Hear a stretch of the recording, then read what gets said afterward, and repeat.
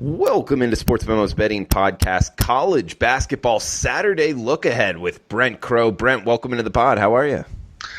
I'm doing good, Drew. How are you? I'm doing good, man. I'm excited for this Saturday college basketball card. I mean, we got, well over 100 games, over 200 college basketball teams playing on the Saturday card. We're going to be breaking down about 5 games. Also get your thoughts just across the board here. Try to get some more winners than losers for all the listeners out there. But let's start off with the big boys. We got Duke UNC tomorrow. Brent Crow, we got 80-68. That's what Ken Palm is projecting here in the Tobacco Road rivalry here. So that would put us Duke 80, UNC 68. So Duke minus 12 on the road in Chapel Hill. Total of 148. Of course, these opening numbers might come off, but this is kind of the best we got right here. So if it's Duke minus 12 at UNC, any interest in betting this one, Brent Crow? First of all, like you said, Saturday gives us a lot of opportunities. It seems like there's a lot of marquee games this Saturday. Doesn't mean that's always the best ones to bet on, of course, but hopefully I can repeat last Saturday when I swept the board 3-0. I'm not sure if I'll have this Duke, North Carolina tilt on my card or not, but, North Carolina is 10-12.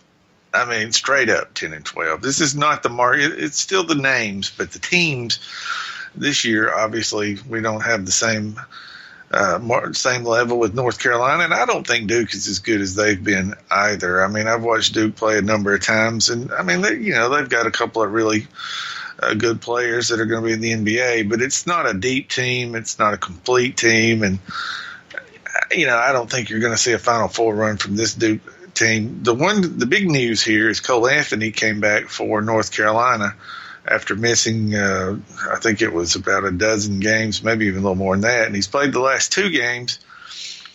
And in 26 minutes against Boston College, in 26 minutes he had 26 points.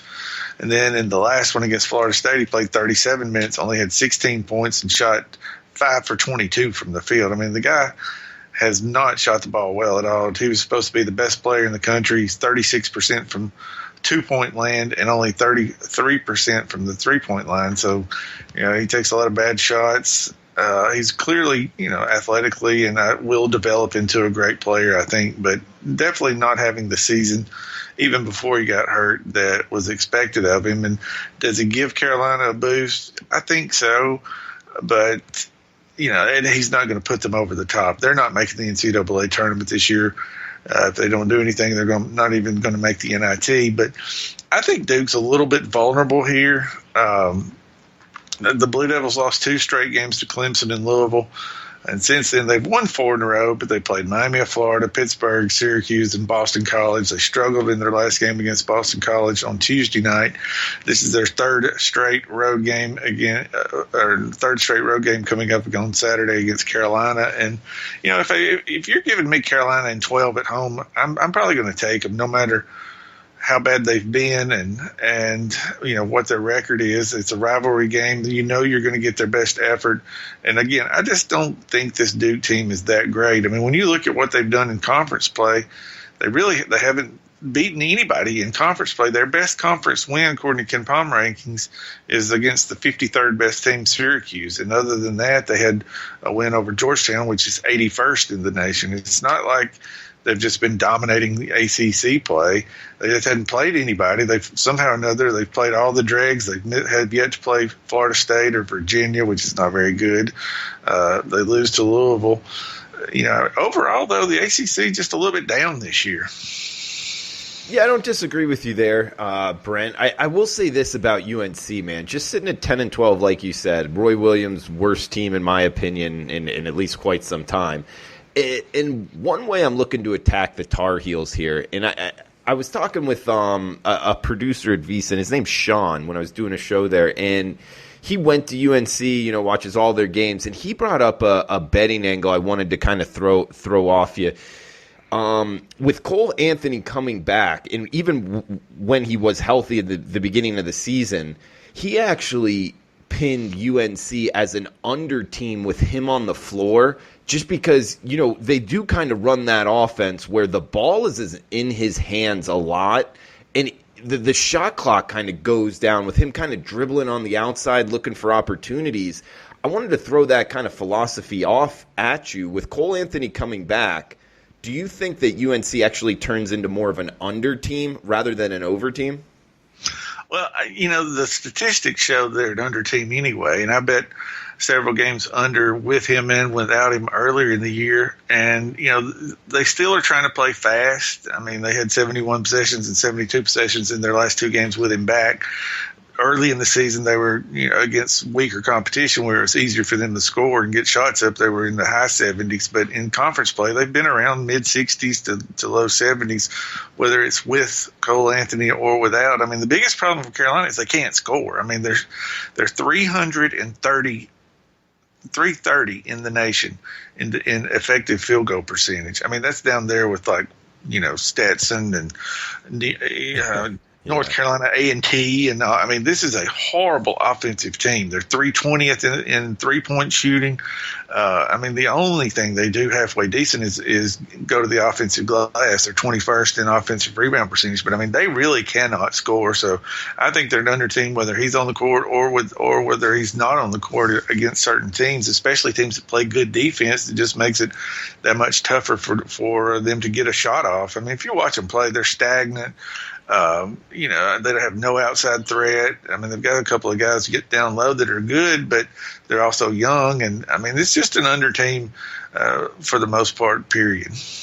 Good stuff, Brent, to start off here, guys. We got a bunch more games, some big boys playing on the Saturday card, and just wanted to throw out the coupon code here, DM210. That's DM210 at checkout for Brent Crow's 30-day all-access package for $140 off. So big savings there at sportsmemo.com. That gets you all the way through the conference championship, guys. That is a big savings there for college basketball bettors. Also, you get every game he releases, and you can use that for any Sports Memo handicapper out there. Coupon code DM210 at checkout. Unlimited use for the next 48 hours. We got LSU in Auburn up next. Head into the SEC here, Brent.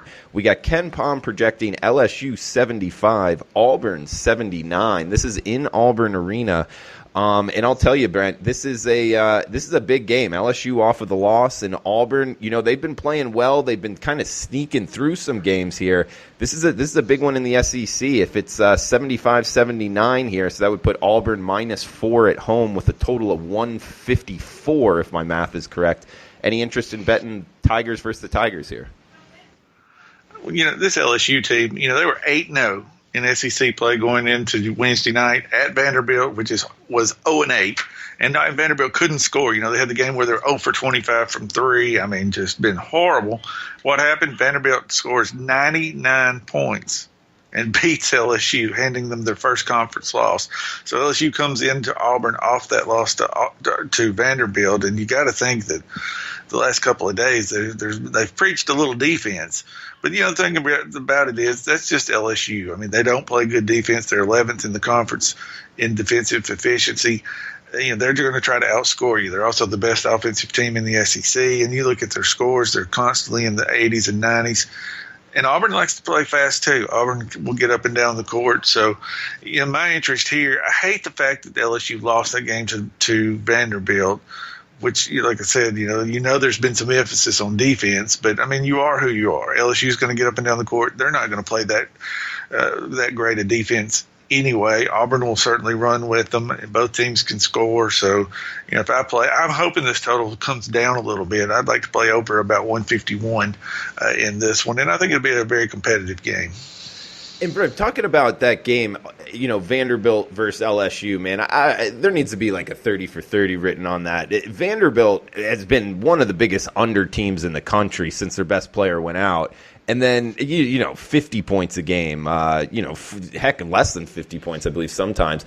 And then they go out and score, 95-ish points against LSU. Can you take anything away from that in why that happened? 99 points. I think it's just a lack of effort from LSU. I mean, it wasn't like that Vanderbilt got hot from three. I mean, they were 12 for 30 from the three-point line, which is, 40%. That's obviously for Vanderbilt. They had a really good night shooting the three. The problem is they were 23 for 31 from two, which means they got bucket after bucket in the paint. That's 74%, and that's a lack of effort and a lack of concentration from LSU more than anything else, because this Vanderbilt team without Aaron Nesmith has been just absolutely impotent offensively.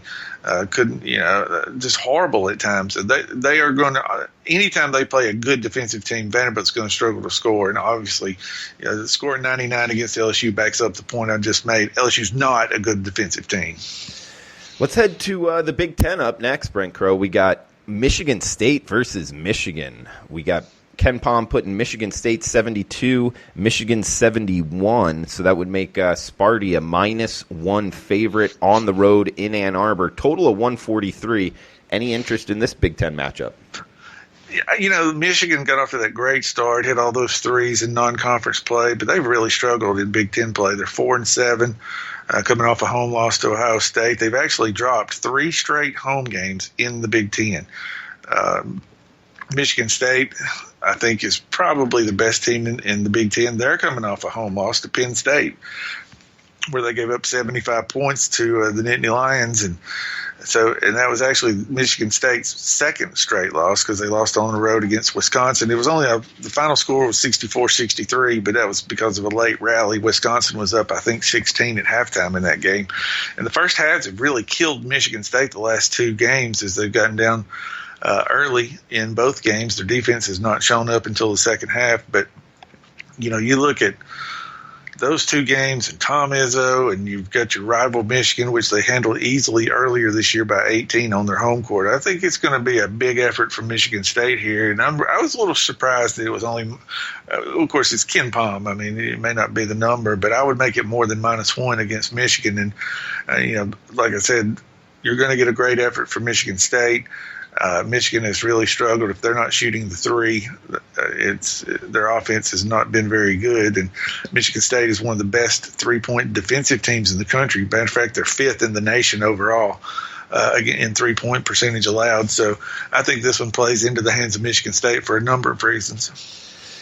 Brent, we got Virginia at Louisville up next. Always interested in your opinion here on the Wahoos. And Ken Pom's putting this Virginia 49, Louisville 59, putting us at a total of just 108 in the Louisville game. This is going to be an interesting handicap here with Virginia going on the road at Louisville. So if it's Louisville 10-point home favorites with a total of 108, any interest in betting this ACC matchup? I looked at this Virginia team early, and they played a very weak non-conference schedule. They got blown out by Purdue and blown out by South Carolina. I told Teddy Covers early in non-conference play, bet against Virginia. They are nowhere near what they have been.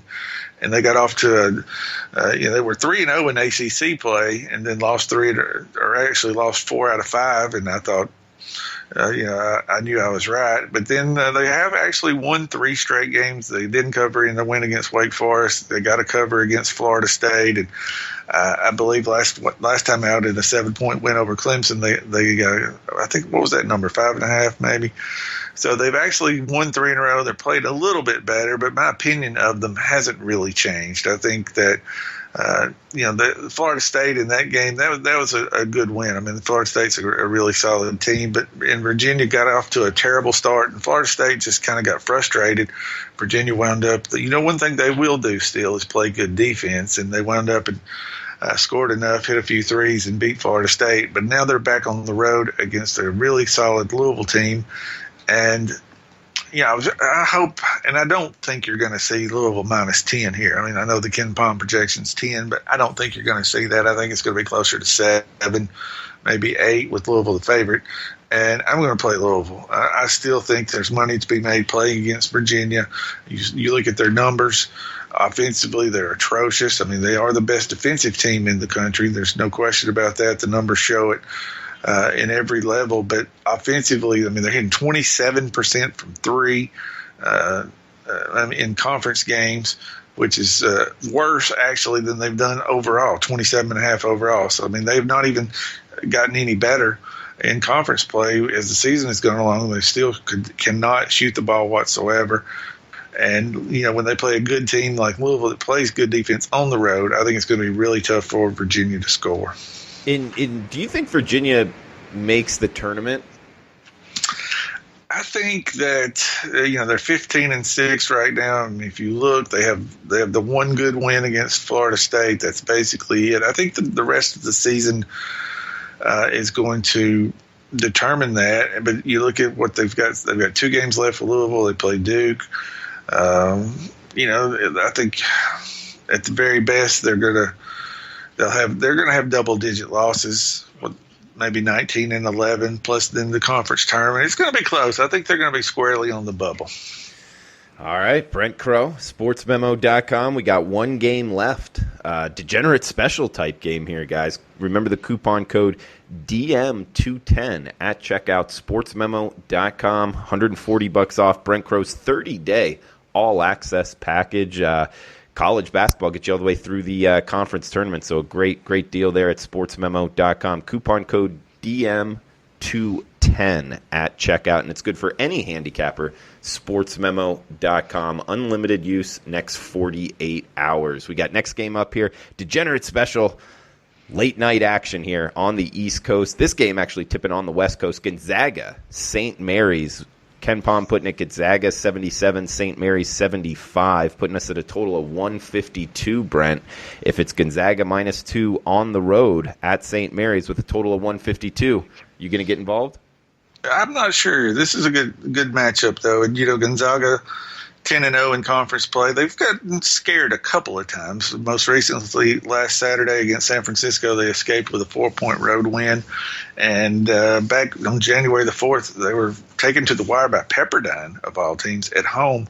Only a 5-point win. Everything else has been a blowout in their conference games.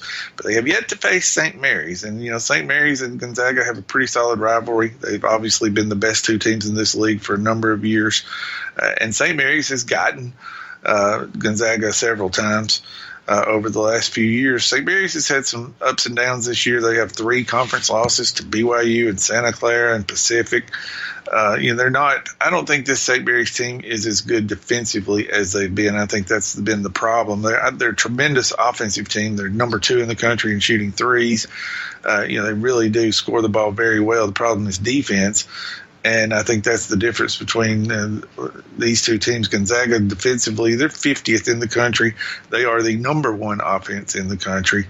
I think you're going to see some points here. I mean, you used to anytime these 2 teams played, I bet it under like religiously for years because both teams were the head of so far ahead of the rest of the conference, and they would score a lot of points in their other non-conference or in their other conference games, and as a result, their stats look great and whatever. Then when they faced each other, it usually turned into a defensive game, and you had a higher total than you had a high total based on what they'd done against everybody else. So I thought there used to be a lot of value playing this game under, or this matchup under, but I'm not so sure this year because both teams are so good offensively and neither team has been that great defensively. So I think at 152, it's any other year I'm betting it under, but I'm not sure this year. But I think it's going to be a good game. I'm not sure that I have an opinion on the total or the side here.